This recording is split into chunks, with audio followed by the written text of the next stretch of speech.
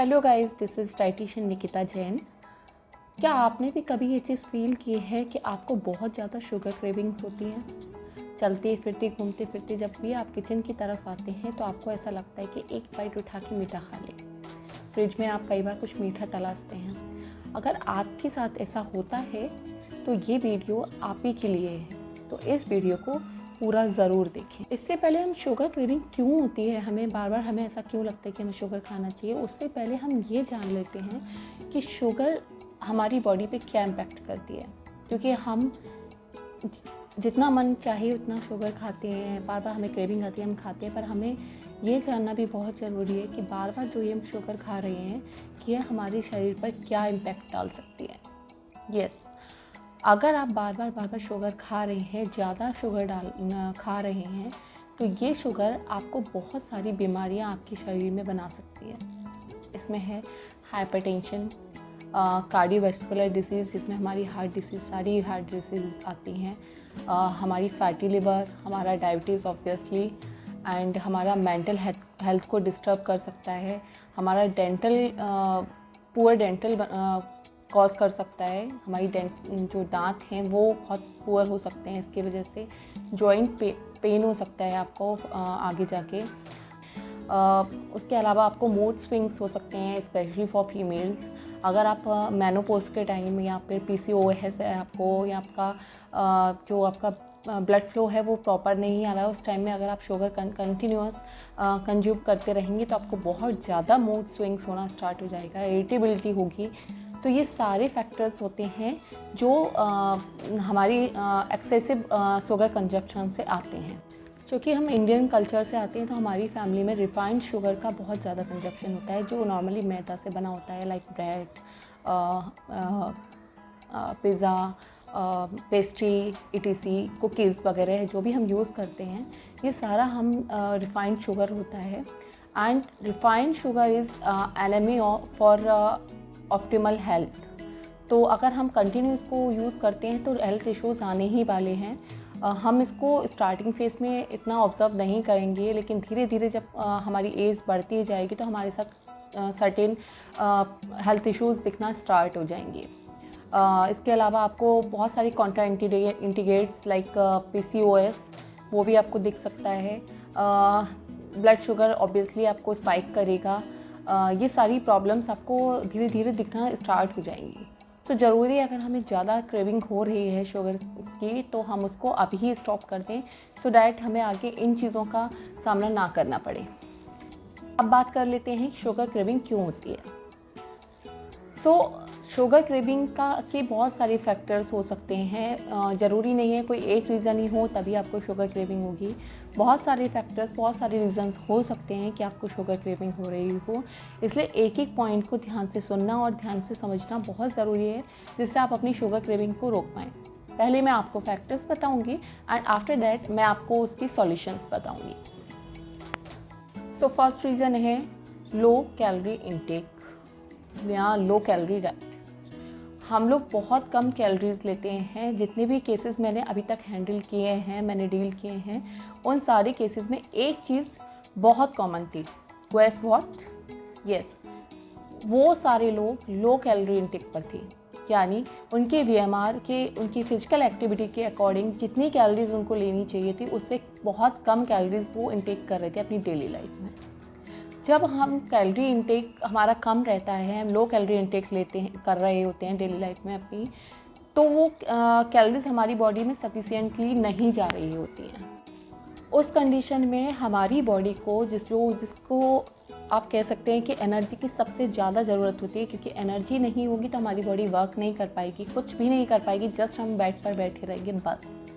तो एनर्जी की इतनी बड़ी रिक्वायरमेंट होती है हमारी बॉडी में, और जब उसको सफिशिएंट एनर्जी नहीं मिलेगी, लो कैलोरी पर होगा, तो हमारी बॉडी की सेल्स जो होती हैं जिनको एनर्जी की नीड होती है अपने वर्क प्रेजेंट करने के लिए, अपना वर्क परफॉर्मेंस के लिए, वो बॉडी में एनर्जी सर्च करना स्टार्ट करेंगी। और जब वो एनर्जी सर्च करेंगी तो या तो वो आपकी प्रोटीन्स, जो भी आप प्रोटीन ले रहे हैं, थोड़ी बहुत और न्यूट्रिएंट्स ले रहे हैं, उनको लेना स्टार्ट कर देंगे, उनसे एनर्जी लेना स्टार्ट कर देंगे।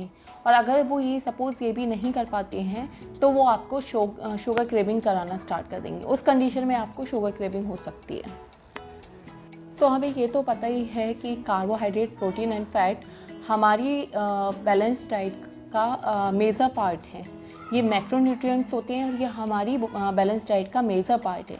तो अगर हम इस कंडीशन में, सेकंड रीज़न हमारा ये भी हो सकता है इस कंडीशन में, आप अगर प्रोटीन और फैट डाइट, लो डाइट ले रहे हैं, उस कंडीशन में भी आपको शुगर क्रेविंग्स आने लगती है।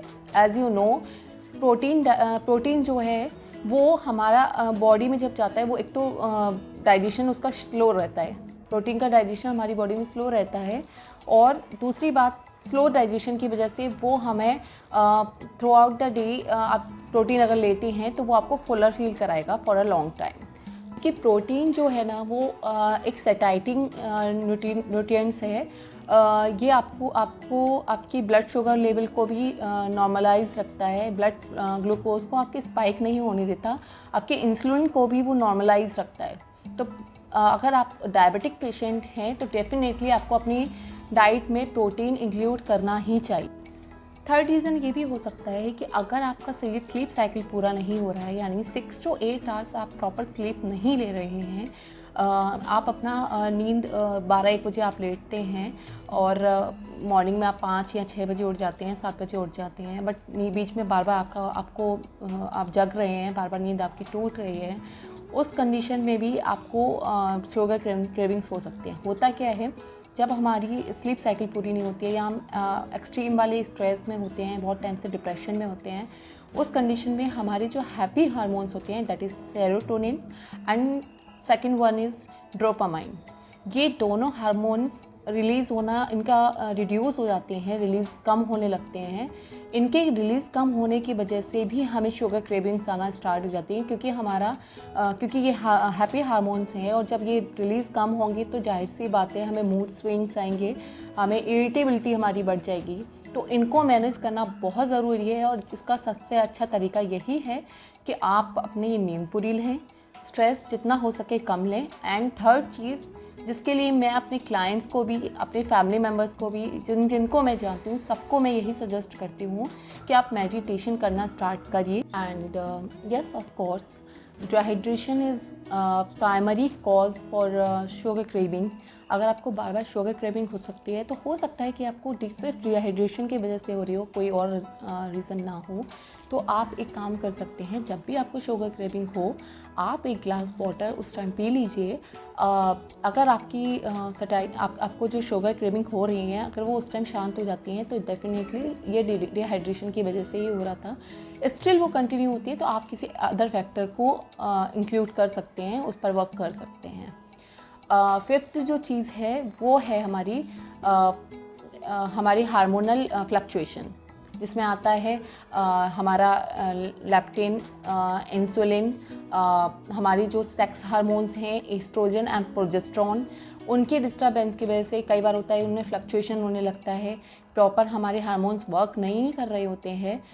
कभी ये बहुत ज़्यादा स्पाइक करते हैं, कभी लेवल से कम आते हैं। उस कंडीशन में भी आपको शुगर क्रेविंग्स आने लग जाती हैं।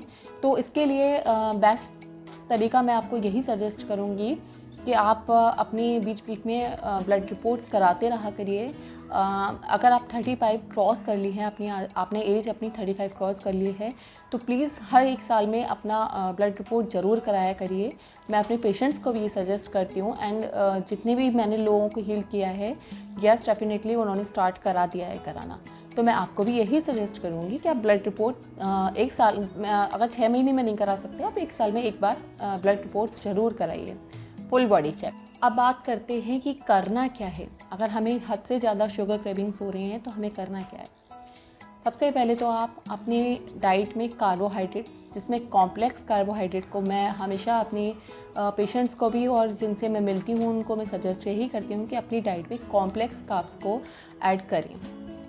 आप चाहें तो मिलेट्स को भी ऐड कर सकते हैं। नॉर्मल रोटी जो जो हमारी नॉर्मल रोटी होती है, व्हीट की बनी हुई, गेहूं की बनी हुई, वो हमारी सिंपल कार्ब्स में आती है। तो इसलिए अगर आप चाहें तो आप अपनी डाइट में मिलेट्स को ऐड कर सकते हैं, क्योंकि मिलेट्स का जो बेनिफिट है वो तो मतलब लाइक वंडरफुल, तो आप उनको ऐड कर सकते हैं। मैं भी मिलेट्स को अपनी डाइट में ऐड करती हूँ और मिलेट्स ही मैं प्रेफर करती हूँ, सबको सजेस्ट करती हूँ। सेकंड थिंग है कि ऑब्वियसली जब आप मिलेट्स लेंगे तो आपको प्रोटीन का तो कोई डेफिशिएंसी रहेगी नहीं। प्रोटीन रिच डाइट आपकी अपने आप हो जाएगी, तो आपको कॉम्प्लेक्स कार्ब्स भी मिल रहा है यहाँ पर और आपको प्रोटीन रिच डाइट भी मिल जाएगी। प्रोटीन आपको लेना बहुत ज़रूरी है।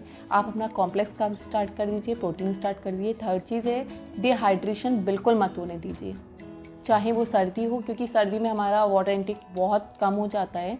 तो हम कोशिश यही करेंगे कि हम अपना water intake at least 10 to 12 glass daily अपना ज़रूर कंज्यूम करें वाटर। फोर्थ चीज़ है स्ट्रेस से दूर रहिए, मेडिटेशन करिए, जितना हो सके शाम को या मॉर्निंग में टहलिए, उससे बहुत रिलीफ मिलता है आपकी बॉडी को, तो वो ज़रूर करना स्टार्ट कीजिए। मैग्नीशियम चेक कराइए, अगर उसका लेवल कम है तो उसको अपनी डाइट में डाइटिशियन के थ्रू उसको ऐड करवाइए, जिससे आपको मैग्नीशियम रिच डाइट मिले और आपकी शुगर क्रेविंग्स कम हो जाए। दूसरा ये है कि स्ट्रेस ऑब्वियसली मैंने आपको बताया कम लेना है। ये सारी चीज़ों को आप अपनी डेली लाइफ में ऐड करिए। आई होप कि आपकी शुगर क्रेविंग